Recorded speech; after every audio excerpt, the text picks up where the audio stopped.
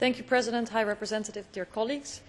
Iran replied to the most recent EU sanctions with surprise. Surprise not only mentioned by officials, but also reflected in the further decline of the value of the currency, as the EU remained united in its sanction package of January 23rd. The EU is strong when it stands united and leads, as you said, High Representative. Let's see more of it. However, isolating Iran is no success or goal as such. The ALDE Group urges you to work with Turkey and other partners to do everything possible to use all diplomatic means available to encourage Iranian officials to engage in meaningful negotiations over the nuclear issue.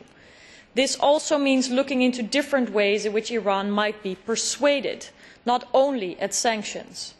The EU should also look at a permanent representation in Iran and eventually to open an EU representation on the ground, to also more directly relay our joint concerns with human rights violations, besides our vital role in the E3+3 negotiations. And may I remind especially some members on the conservative side of this House that sanctions are an ultimate means and not a goal in and of themselves.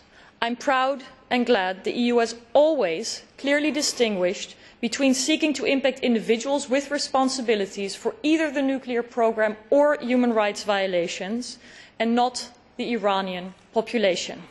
They, after all, feel largely unrepresented by their political, military or religious leaders.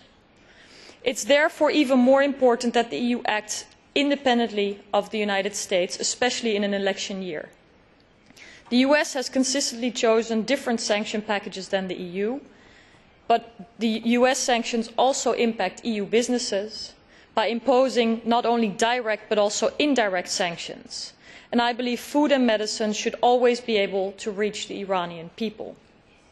And one last point is of particular importance for the people in Iran, especially the young generation, and that is the role that technologies can play in either enhancing or threatening human rights. And I believe the EU should take its responsibility in ensuring at least that no repressive technologies are exported to such repressive regimes, and this we can do now without controversy.